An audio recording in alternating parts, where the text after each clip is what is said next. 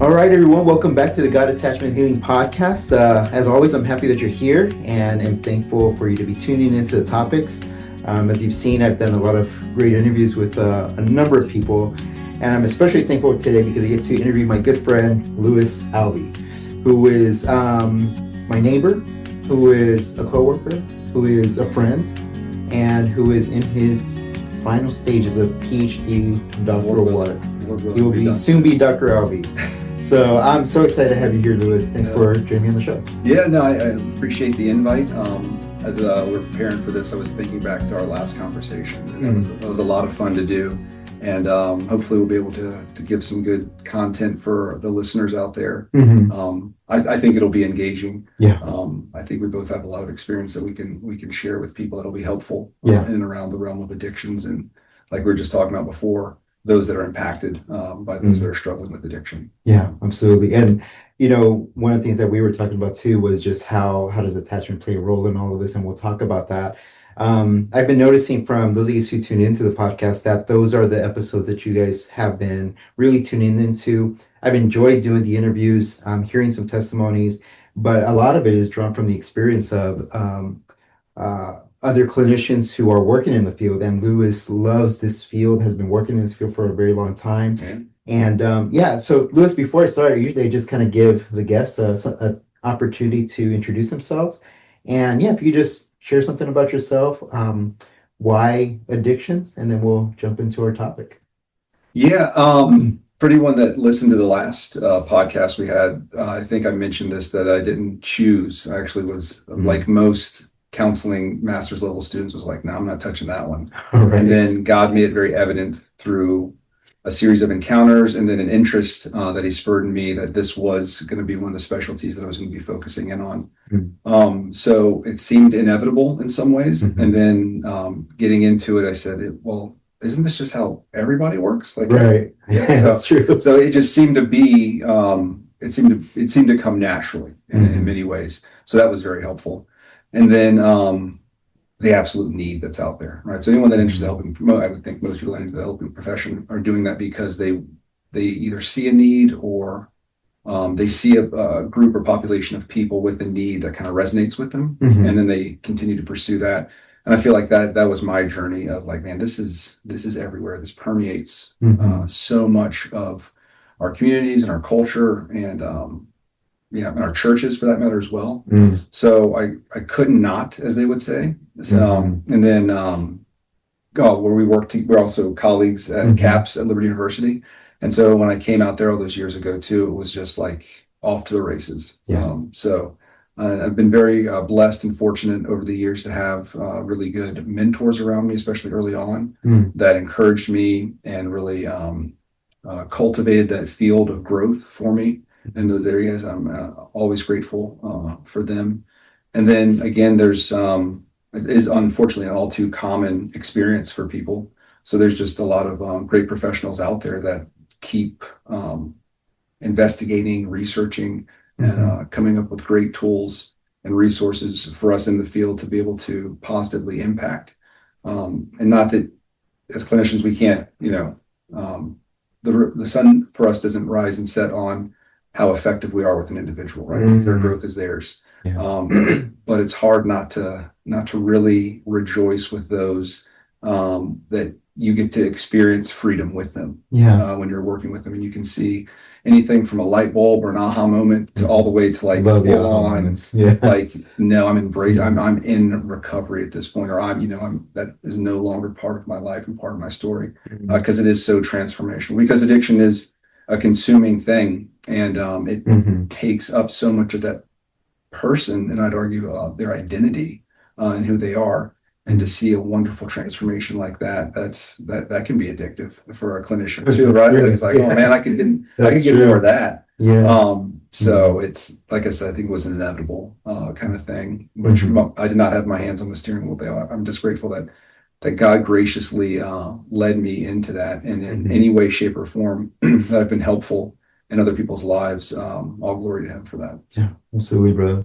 And we're thankful for that too, because like you said, some of us are called to that. Some of us don't want to be or feel not equipped to help certain populations, and God either gives us the skills to be able to do so, or he just opens up a burden in our hearts. And I think that's kind of even how this podcast came to be, just the heart for wanting to restore what relationships can be after so much damage in relationships and so on. So that was part of why we want to start this topic on addiction, because it does break apart a lot of important relationships and key relationships.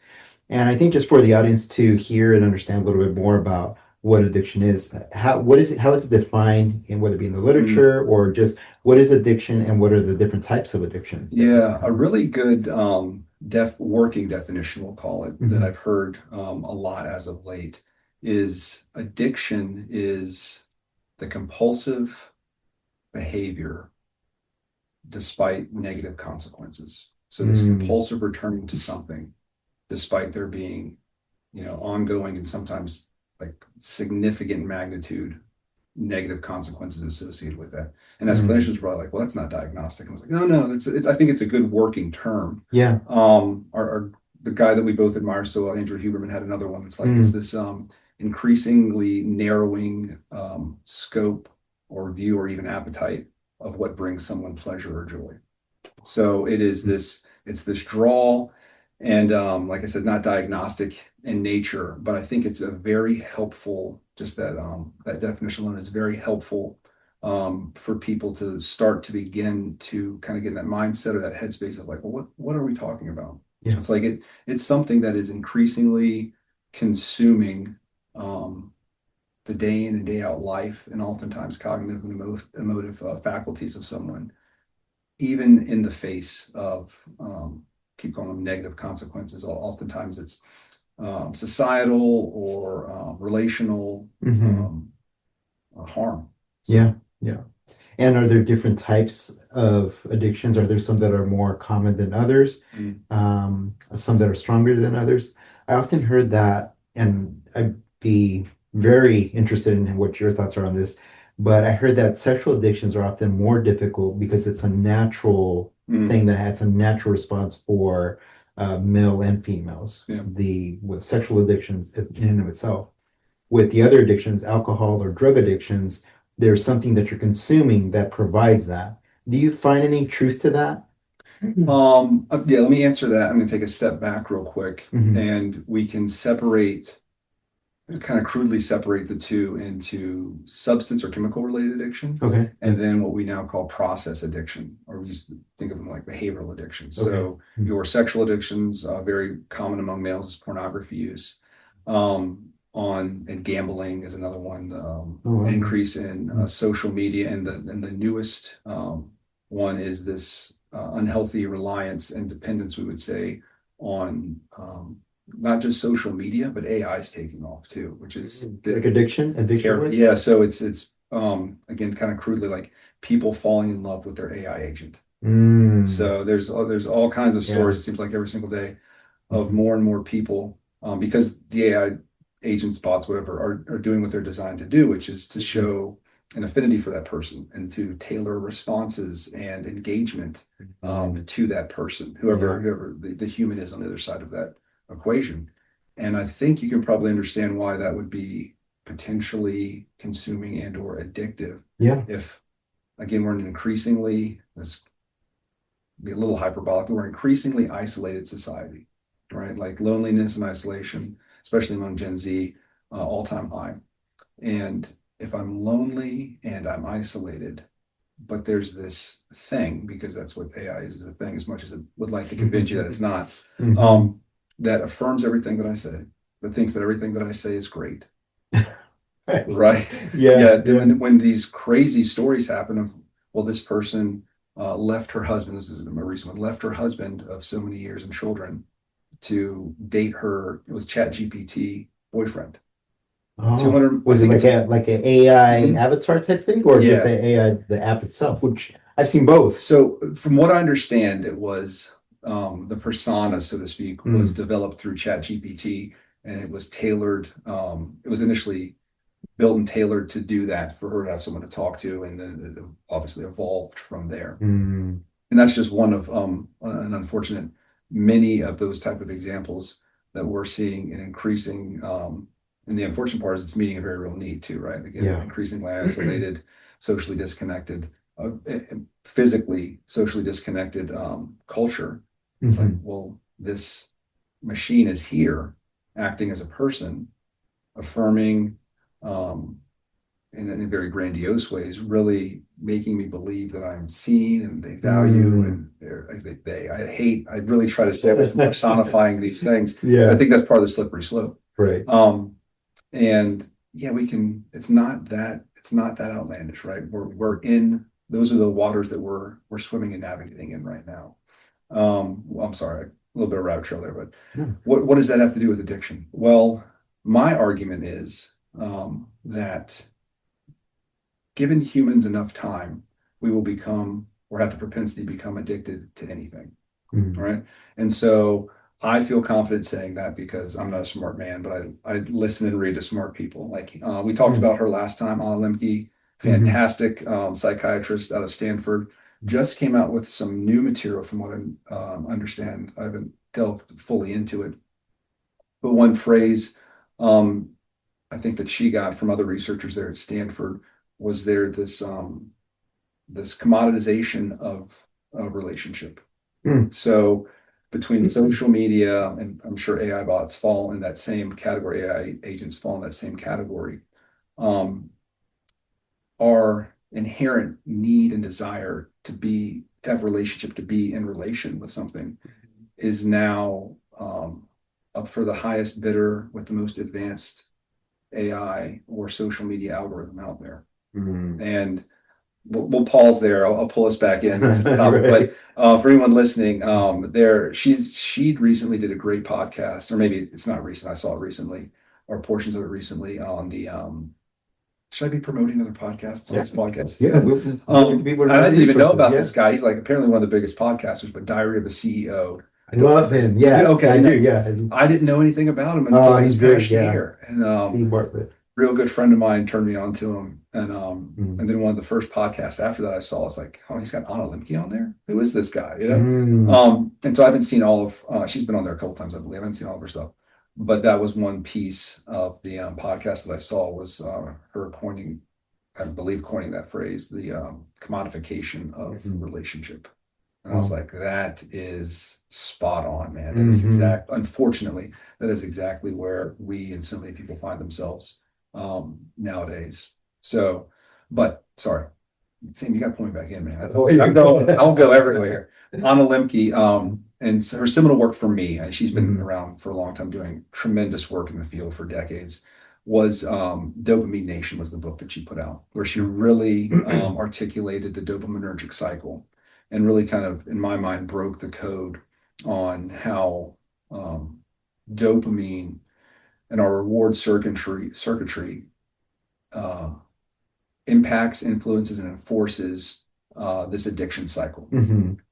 So we talked about this last time too, the teeter-totter of pleasure versus pain, and that, one time we experience pleasure, our body and brain wants to stay in homeostasis, so there's an equal amount of pain that it induces to be able to return to homeostasis. And so not to kind of rehash a lot of what we were talking about last time, but I say all that to say that's why I feel like I stand on firm ground when I say, give us enough time. And then even before, and as great as Anna Lemke is, pales in comparison to our theologians of old who would say, our heart are perpetual idol factories. So again, another great way of thinking about this, I believe, is addictions from a biblical Christian perspective is a misaligned form of worship. So we are giving reverence, our time, our attention, our heart, our affection to whatever this thing is. And so some people will push back and be like, no, we can find enjoyment in things, and that doesn't necessarily mean we're addicted to it. We're not worshiping it. I was like, sure, yeah, all the time. I think that we can always engage. Humans have the capacity to enjoy the wonderful creation that God's given us and things in there, and not necessarily be addicted to it. They're all good. But I know my condition. I'll put this on anybody else. I know my condition, and my propensity is to turn a good thing into an idol, into a thing that is unworthy of the amount of time, energy, affection that I give to it. Yeah. And so that could be something certainly on the chemical side. Alcohol is one of the longstanding one, has a ton of study and research behind it, all the way down to scrolling on social media. Yeah. You know what I mean? No. And if we understand that dopaminergic cycle, we can understand differently, but in a similar capacity, it's tripping that same pain, pleasure, teeter-totter, reward feedback loop that we're in, that we talked about last time, that eventually pleasure's long gone. And what we're trying to do is just somehow ameliorate the pain that we're constantly and constantly facing. I keep on thinking about, I mean, you just mentioned just the dopaminergic cycle, dopamine cycle, and how real relationships do bring a boost of dopamine. Oh yeah, right? That's good. And because they do that, if they're not receiving any more dopamine in those relationships, they're looking for it elsewhere. And I'm thinking it's going to be any of those other things. So is it fair to say that one of the root causes of dopamine or dopamine of addiction is the lack of human connection? Or what would you say is kind of like, why do people get into addiction? It's not so that they wake up one day and say, hey, I'm going to be addicted to alcohol or drugs or sex. Right? There's a loss of connection somewhere along the way, or there's a huge amount of pain that the only way to deal with that, if I'm not connected to people, is to find something else that will give me pleasure or alleviate some of that pain. Yeah. Is that a fair statement? What would you say is the root? Why do people get addicted to things? You said given enough time, we can get addicted to anything. But what pushes us in that direction? Because if I have healthy relationships, I would assume that maybe I would be less likely to be introduced or to take on some form of addiction. 2 points on that. So one, we know that environmental factors are huge. Think of access, right? The more access we have, we'll stick with substances. The more access we have to crack cocaine in our neighborhood growing up as a kid, we know that there's a higher potential for initial use and then obviously developing an addiction. But that's if there's no connection in the home. Would you say that? Because I have access, so there's people in my neighborhood who are using and abusing. But if my parents are loving and caring and saying, hey, there's going to be things that you're going to be exposed to in the world, and you got to be careful, and you're showing them love and you're showing them care because they feel connected, they take it serious, and they may not be seeking that out, even though they see it with their friends. Yeah. So I think mine goes back to like our different research models, and the social connection would be called a protective factor. Right? Yes, that's right. And so, yeah, like a little bit like we talked about last time, we talked about capacity, right? And so the more that the addiction takes that, I think of it like bandwidth on internet, the more that it takes that bandwidth, the less that other aspects of our life have to draw on. And so the inverse is true as well, I believe. So the more we're connected and in community and relationship, the more of our bandwidth, our social bandwidth, is absorbed by that. And that I believe that it acts as a protective measure against forming those addictions, right?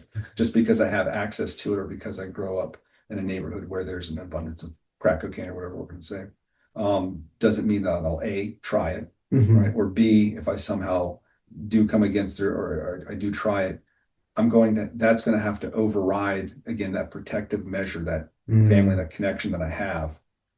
So community and relationships are a powerful protective factor, which is wonderful in so many ways. And again, like we said before, the opposite of addiction is connection, is community.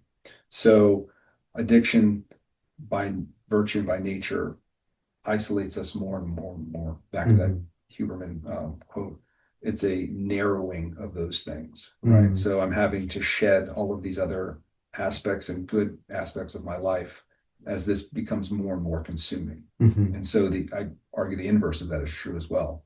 So if I'm investing and oftentimes pouring myself out in these other relationships and forms of connection, then the addiction has less and less room to occupy space, and occupy my physical, emotional, cognitive space as well. Yeah. Yeah. Yeah. And I'm sorry, brother. I think I took you off you said the first point was the culture or the society around that more exposure. Okay. And then what was you said there was a second part of it as well? Like things that make us more prone to addiction. You said exposure, society, or something like that. And then Oh man. sorry, I went too far down the rabbit trails, yeah, man. I forgot what it was. No, it's all good. It'll come back. If it's It going will. to come back, it'll come back to It'll us. come back for us. Yeah, and I think one of the reasons why I wanted to have this conversation too is because as Christians, I think sometimes, and this is one of those hard realities that I struggle with it because I say I want to do everything right, right? Mm. I have 3 boys, and I'm trying to do my best to invest in them, protect them, and so on. Yeah. But I know that the pool of feeling connected or feeling included in their friend groups as they continue to get older gets stronger. And if they don't feel connected, and I worry about that, that's why I make such an emphasis on connecting with them, is that will be a temptation or a potential avenue for them. So I do think about that. I don't worry about it because I know that the Lord, is guiding me through this process and helping me see things. But at the end of the day, they're still going to make their own decisions. And how would I respond if that's the case? And I think for a lot of Christians, when they think just because they go to church or because they have their kids involved in things, that's going to take care of it. But what I've seen in my own experience working with uh, students in middle school and high school is that if the parents themselves are not investing in their kids and they're just expecting the church or the teachers or other people outside of to do the work for them, then usually there's a disconnect there. Yeah. I saw that a lot in the church. I mentioned him before, so I'll bring him up again. Ryan, I'm saying his name wrong. I apologize. Ryan Stova, I believe. He would be the expert in this field. He's an addiction expert working out of Florida, I believe, in the residential setting. And he is really honed in, dialed in, I believe, through years of experience he has with how those childhood formations and attachments really do impact the formation, or maybe even again protective measures against addictions as individuals get older. So I guess I'll punt that one a little bit. I'll speak to what I know is that none of us are greater than the Apostle Paul. As much as I love you, Sam, none of us are greater. I am with you on that. And so I heard recently the verse from Paul that says, "The things I don't want to do, I do." Right? The wretched man that I am. And I said, that sounds like addict talk to me. That sounds like exactly what addiction is, right? Now, I'm not saying St. Paul was an addict, so please don't hate me. Or hate me, that's fine too. But that language is addiction language, right? Because you said this earlier. Oh, you said something earlier that triggered this thought in my mind. I've said for years is no 8-year-old wakes up and says, you know what? By the time I'm 16, I want to be an alcoholic or I want to be a drug addict. That's not what that's not, especially in our young mind in those formative years, what we're attuned to. However, at some point, again, this goes back, I think, the universality of addictions as we understand now, is that we're doing the things that we don't want to do. Like, give me, other than the definition we just gave, give me a better working definition for addiction, right? I keep going back to it, despite the negative consequences, despite what it's doing to me. Maybe we'll rope in some God attachment here too. Despite what it does in the relationship between me and my creator. Yeah. I'm really glad that you mentioned that because I think a lot of Christians that would say, well, you're going back to it. I mean, you're the one who's making this decision. And that's why you can't get out of it because you're deciding not to continue to stop, right? So what do Christians get wrong then about addiction? The belief that is exclusively a willpower issue. And so I'm not saying that that's not a component of it. So there is a piece of that where they do have will to not do it. At various times, Okay. because like I think as we kind of said, addiction evolves and only becomes more consuming, Hmm. right? So you in the recovery community, so frequently people talk about you can't white knuckle it. Like there's Yeah. just not enough willpower for this.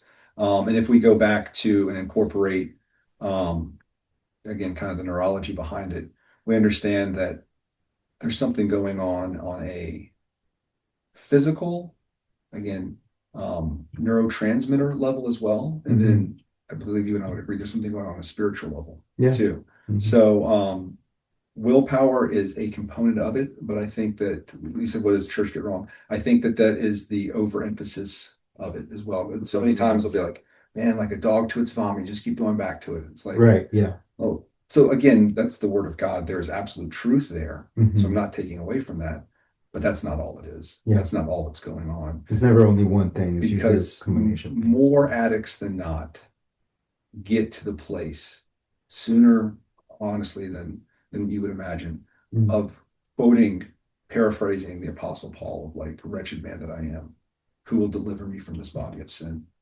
Right? It's not at that point, it's not a willpower issue of like, oh, we'll just stop doing it, right? Like Hmm. we it had best of intentions, but we debunked the 1980s, just don't do drugs, just say no, Yeah. right? Like that's That's not true. Yeah. yeah, classical conditioning behaviorist mindset. Mhm. Again, God bless them, we were doing our best with what we knew at the time, but we can all agree radically insufficient, right? Hmm. So um there are large, from what I've seen, there are large components of shame. Hmm. And maybe we'll tie this back into the attachment piece as well. Large components of shame that perpetuate what's going on because we Hmm. talk about the plain pain pleasure teeter totter, right? Well, from a psychological pain standpoint, there's not much that trumps shame, Yeah. right? And especially enduring, entrenched shame. Right. So if I didn't have it before, so if it wasn't the initial trigger or activation of this addiction cycle that the individual's gotten on, shame enters pretty quickly, right? Hmm. Because they realize that this is something out of my capacity. Look what I'm doing to myself. I recognize all Mm. the relationships that are, cast aside, the inability to be the person that the ideal person that I thought I would, that 8-year old that never thought they would be addicted. Mm. And so shame is either part of the, maybe like a fire. It's either part of the initial spark Hmm. that ignites this, or at the very least, it is the gasoline that's constantly poured on this raging fire of addiction that just continues to burn and consume. Mm. So, It's such a hard place to be. I can't even imagine. I mean, you work with a lot of them, and I just feel, I mean, it feels hopeless at times. Yeah, I'm sure that they feel that way as well. Like I'm Sam, I've been trying my best. I've been doing all I can, and I still keep going back to this, back to your point of, yeah, I do what I don't want to do. And yeah, so how do you help someone break through that? So we kind of know a little bit about what are the factors that mhm, can lead to that. What does the journey look like for them? There's no timeline. Like by this time you'll be oh yeah, out of this addiction. yeah, Is it an ongoing thing? Is it one of those things where this is the thorn in the side, as is yeah. often stated, or is there a light at the end of the tunnel for them? How do you present that to people who are currently struggling? I don't, I don't. Mm. That's the Yeah. weakest answer you could get. Well, so I'm not a smart guy, and I haven't been around the longest, He's one of the smartest guys I know, but people. One of the smartest guys I know. um, but I've been around long enough to know that everyone's journey is Mhm. going to look very, very different because there's not one singular treatment modality that we say just apply this to those addicts and Mm. that'll cure them. Right. So again, before we started, we talked about the 12-step recovery, various forms of that. From AA to NA, Celebrate Recovery is a great one. There's a few up and coming ones actually within the churches as well. Um, and that's very, very helpful for a lot of people. Mhm. And in and around, be oversimplified, in and around that community, they identify themselves as addict. Mm. Hi, we're in a group. hi, I'm Lewis, I'm an addict, or I'm an alcoholic, you know what I mean? And so that is an enduring part, that maybe that thorn in the side sort of thing. That's this enduring part of them that they're going to have to contend with for the rest of their life. There are a number of people I've worked with that met all criteria for substance use disorder addictions. And that was a season of their life. And they would probably tell you, yeah, I understand. I'm probably prone to slip back into that. But they would no longer identify that. That wouldn't be an enduring thorn in their flesh. They would say, yeah, at this point in my life, under these circumstances, alcohol had its hooks in me. But now, I haven't had a drink or haven't even thought about being an alcoholic for years. You know what I mean? And I kind of those two, and there's a number of other places that an individual can fall on that spectrum, to say that individual's call it relationship with addiction is unique to them. What recovery looks like oftentimes is unique to them, and then enduring and how it is informing, let's say informing their identity, how they see themselves is going to be unique to them. Yeah, that's good. And do they themselves describe that as they make progress in their recovery, or is it something that is taught to them from the groups that they attend or from the counselors? Yeah. I both, right? Okay. I think if someone, 'cause going back to community, if someone finds a really good community in 12 step, like we'll just go classic AA, then I think that there's a higher probability that they'll embrace that overall mentality. Yeah. I'm Lewis, I'm an alcoholic, I've been clean for 5 years kind of thing. Whereas someone who maybe encounters another treatment plan, excuse me, another engagement with treatment that doesn't have that enduring, label or association with it, I would think that they might be less inclined to do that. But again, it really is what resonates with that person, probably in their deepest hour of need. Okay. That's going to be, what kind of direction they take with that kind of mindset. I don't want to use too overly general terminology, but I think in general, the mindset that they kind of adapt as it pertains to their journey with addiction and any enduring capabilities it has on their life. Yeah, that makes sense. That makes sense. I like how you framed it also, that they have a relationship with it, and it looks different as they continue to make progress towards towards recovery. This earlier you mentioned that there's a lot of shame attached to addictions. And what we know about shame is that it forces people to hide themselves, forces us to hide ourselves. And when it comes to addiction, most people, or maybe you can help me clear out the numbers on this, but it seems like some people never knew that it was an addiction. Like people around this person don't know. It was either hidden or it's apparent, and then they just were never able to get help. But what is the messaging that the addict has about themselves that why they don't want to share with other people? Like, okay, I can't share with this because I'm a leader in the community, or I can't share this with anyone because what will they say about me, and things like that. So yeah, what's the narrative or what's the shaming language that addicts have about themselves when they're wanting to get rid of this addiction and they feel like they can't? Is it like I'm just bad, or I'm Yeah, so the most common one, and I use this oftentimes in clinical practice, is there's something wrong with me. And it's a generic enough that it's widely applicable to the individual. It's also direct enough that it applies to the majority of people. I use a big whiteboard in my office, and when that goes on the whiteboard, that's it, man. It's like, yep, there's something wrong with me. I believe that you believe that. Yeah. And so if I not only believe that, I live my life day in and day out, moment by moment, in that reality, then of course I want to hide and cover that up as much as I can from any possible exposure to any other human being alive, right? And get back to God attachment, and certainly from my creator. Yeah. And certainly I need to it kind of goes down two paths, right? The avoidant or the Anxious me out. or Anxious, yeah. anxious avoidant. Mhm. And you can probably tell me better than I can how that would manifest itself in a Mhm. person's relationship with God, and then how that would be incredibly detrimental to relationships, especially if their person grew up in the church. Yeah. Um, And well, I immediately think about the garden, right? When Adam and Eve sinned, the first thing that they do is they go and hide. that's it. And they knew that God knows, and God did know, and He even calls out to them, and then they start obviously blaming each other and go through that whole process. And I just kind of bring that to the present, where when you bring something like that to God, you think based on your experiences in the church or by your parents how they responded when you did something that was negative. So if you Yeah. did something bad when you were a child, and instead of your parents listening, wanting to understand, they pushed you away, or they just punished you and never reconciled. Yeah.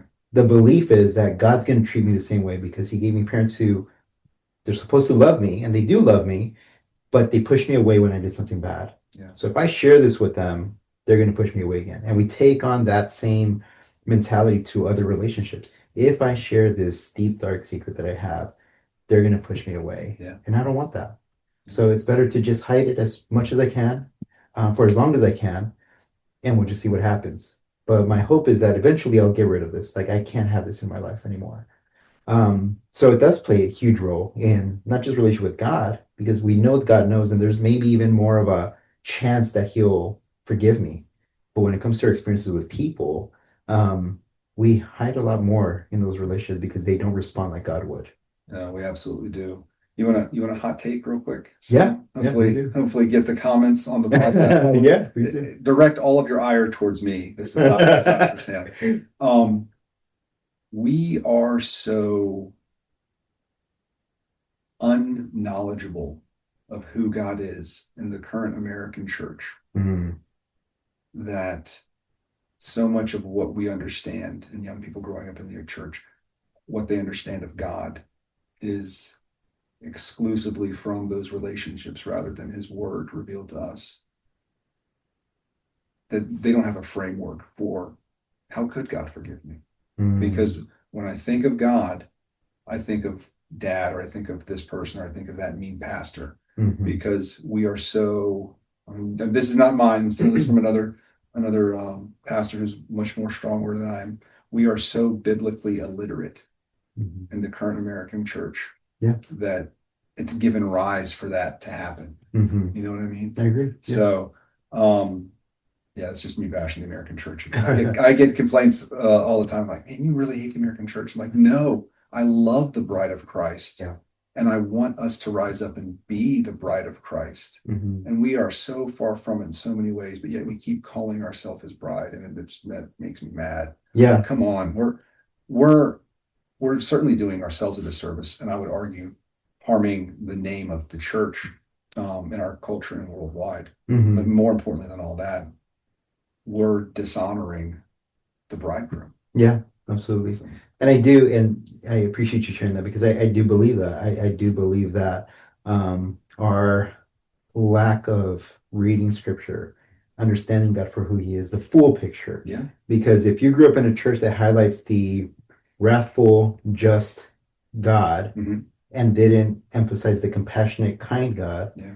then you only have one side or one picture of who God Yeah. is. Yeah. And then you have another side where it's only kind, compassionate, gracious God, but not also the righteous, just, faithful God, Yeah. right? And we need both. But if you're not reading Absolutely. scripture and you go to churches, and they do tend to lean either one way or the other, unless they go through scripture, all of it, Yep. and they share all of God's character, then again, you're going to have a misinformed view of who God is. And the only example that we have of God are people who talk about God. Right. That's how they model their behavior. So again, if it's your parents that have gone to church, but they weren't loving at home, your view of God is going to be, oh, so it's not a loving feeling, it's only talk. Yeah. When He says it, but don't really mean these things. Yeah. He can't be trusted. Yeah, exactly. He can't be trusted. So I don't know what to feel. You don't know what to feel when you don't trust someone. And what I'm type of anxious. attachment style? Oh, anxious, There you right? go. Like Yep. I don't know. Should I trust you? Should I not? Like the song back and forth, right? I don't know. And then how would Right. that inform or influence the formation of addiction in adolescent and teenagers' life if they grow up with that anxious attachment style? How would it inform that? Well, I need to find something that helps me feel secure. And I don't know It's if a that's scary right. word out there. Yeah, It's scary. yeah. And so even though I know that this is bad for me, Hmm. this still feels like it's in control. All addiction starts off, all addiction, you overgeneralizing again. So oftentimes addiction starts off. Um, we believe that we can control it. Yeah. Right. What is Mm.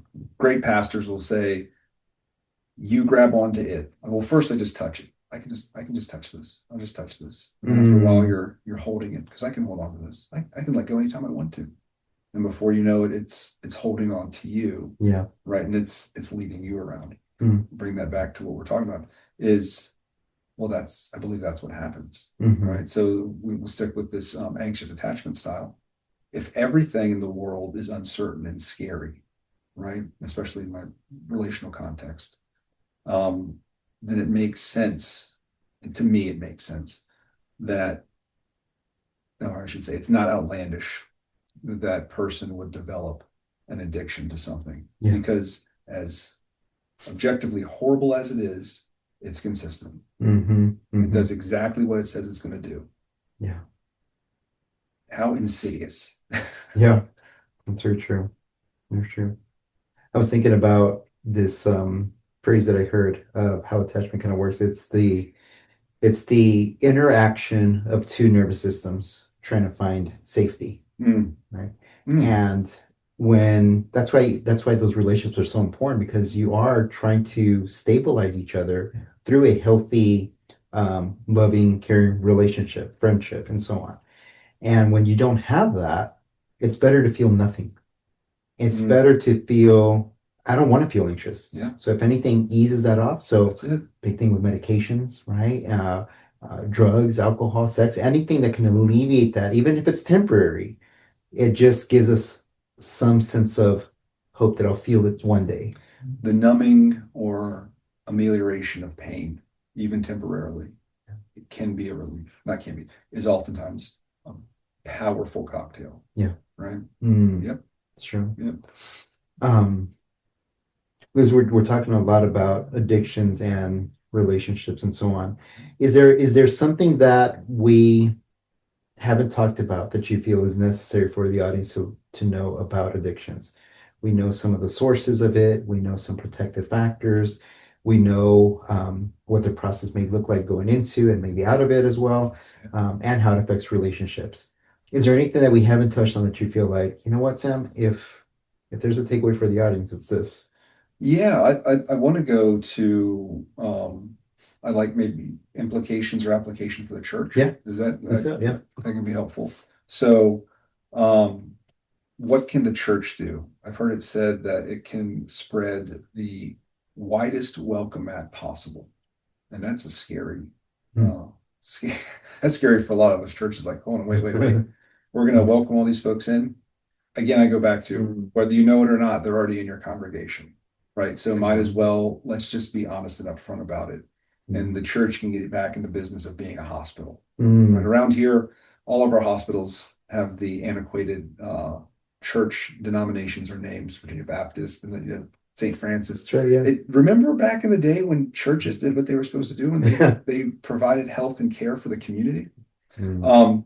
So but to balance that out is you spread as wide of a welcome as possible and you embrace this growing part of in recovery treatment community and literature is you also embrace radical honesty. Mm. So in an addicted mind where there's so much, well, yeah, we'll try to stay on track here. So much of it goes back into kind of like that fight or flight or that pleasure seeking area of the brain, what a secular scientist would call the primitive part of the brain. Mm. Mhm. Well, if we're inviting these people in and saying we truly have what will help what ails you, right? Or a true authentic relationship with our Lord and Savior Jesus Christ, right? Mm. In the most pure and right and good form. that creates the space for radical honesty. And so why do I bring that up? So in radical honesty, why I believe this is taking so much traction is because what it does is it forces the addict brain into the prefrontal cortex. Mm-hmm. And so where it hasn't spent so much time there for so long, it's practically atrophied at that point. And so if we can create a space where people know that they can come and they're going to be seen and heard, building blocks for relationship, Mm-hmm. and they're not going to get pity because people despise pity, addicts or anyone in general, right? Especially men. We don't want pity, Mm-hmm. right? We want to be doing something. We want to be part of this. So we've created that environment, and we know it's not just going to be pity and just almost enabling in some sense, Mm-hmm. but I'm going to be in the healthiest, holiest way confronted with people that love and will endure with me in this, Mm-hmm. and will invite and engage in a radically honest relationship with me so that I can get out of that primitive brain and get back to thinking and functioning in an executive functioning level. That has shown to have tremendous breakthrough in the addictions community. That's awesome. And so what can the church do? Church can be like Christ, Yeah. right? Yeah. Eat with the tax collectors and sinners. But he didn't say, "Oh no, you're fine. Oh no, it's all right. You had a tough upbringing." No, he says, "Go and sin no more. Confess your sins one to another." What? Yeah. Yeah, I'll be here. I'll do exactly what the Bible. I will bear with you. I will sit here in this with you. Holy cow! What you're probably hearing what I'm saying. What are we doing? We're doing exactly what I'd argue the church was designed to do, which was to foster, yes, love, but love in the correct form. Love that doesn't, not this kind of self-serving American style love that we have, but love that is honest enough to say, I love you too much to let you keep doing that. I love you too much to not bring up the fact that you smell like booze again when you came in here today, man. You know what I mean? I love you enough to say, I see these areas in your life and this lack of connection you're having. Are you looking at porn again, man? You know what I mean? And so, and less of an accusatory, he's a horribly sinful person, because welcome to the club. We're all horrible, sinful people, right? We might as well be honest about it. And then I believe what that, and done well and done in an enduring fashion, does is creates that community again, which is the antithesis of addiction. Yeah. Right. An enduring, lasting, Christ-centered, God-ordained community that can help break those shackles of addiction. That's great, brother. That's great. I'm glad we had this conversation. This was a really good conversation. Yeah. Guys, share this episode with people who are struggling with this. I think this is a conversation that's needed. We talked early on in the episode, like, what do Christians get wrong? And you did a great job explaining what that looks like. And I think knowing the stuff that we discussed today is going to be helpful for those who are wanting to know how to minister to those who are in these cycles. And I love your emphasis on we need to be the church. And being the church was meeting the needs of the community and representing Christ, not just with words, but also with actions. And it's somewhat convicting for me, because it's such hard work, and it feels like, is that something that it brings me out of my comfort zone, because you feel like you do that through our work. It's very, at least for me, it feels like, man, I do this in my work, and then now there's still so much need, and it feels overwhelming sometimes. And I think a good reminder for us, I guess, is that if we're all doing this as Christians, God's doing the heart change, and God's using it, and He's given us the strength to continue to do these things. So I think it's a fear. It's just a fear of not being effective, and so on. And so just getting over that. So hopefully this is of an encouragement and a call out, in a sense, to the good. Yeah, let's call it the church. I'll call myself out. I don't do as much as I should. A passage we frequently quote in the Alvey house is we are to be poured out like a drink offering. Like Are we pouring ourselves out? Mhm. Right? Are we pouring ourselves out with the anticipation that he will refill us to then pour us out again? Mhm. We've got all of eternity to bask in his glory and enjoy the comfort and rest. We are in a war now. And we, as men, we should strap up and be prepared at any given time to stand firm in those battle lines. Mhm. Because that's all he's asking us to do. Like you say, it's not our job to change hearts. We can't. Mhm. I can't crack someone's chest open, split their head, and rewire stuff. Thank God. Who knows what I would be capable of? Frankenstein over here. We are called to endure and to bear with and to pour ourselves out. Yeah. It's like, are we doing that for our brothers and sisters who are already in our congregations with us, Yeah. whether we know it or not, and all those that are not, but are looking for a haven for place to be seen and heard and given the opportunity, even if they don't take it, but given the opportunity to engage in a healthy community, which will bring life. Mhm. Yeah. Amen, brother. Yeah. Mhm. Well, can I hijack your podcast real quick? Sure. We were talking about this before. I told you. Oh, I no. told you. So, all of you listeners out there, Sam's been telling me over the past couple of years, we've been talking about the podcast, how listenership has gone up, and I'm encouraged by it. I know I've listened to it. I'm a fan. I'm a listener, and then my family and friends as well. So share the podcast, obviously, with others. I would challenge you all, write in and get Sam some questions. The access you have to this man here and the wealth of knowledge that he has and the connections he has with a number of other experts in and around the field is a wonderful tool. So bring your questions to him, bring your requests to him.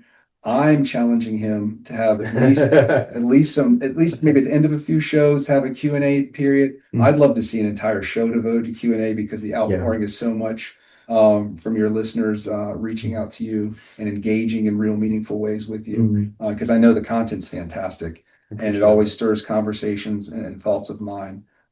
So I'm putting the challenge out there to the listeners to make the most out of the resource they have in Dr. Sam Landa here.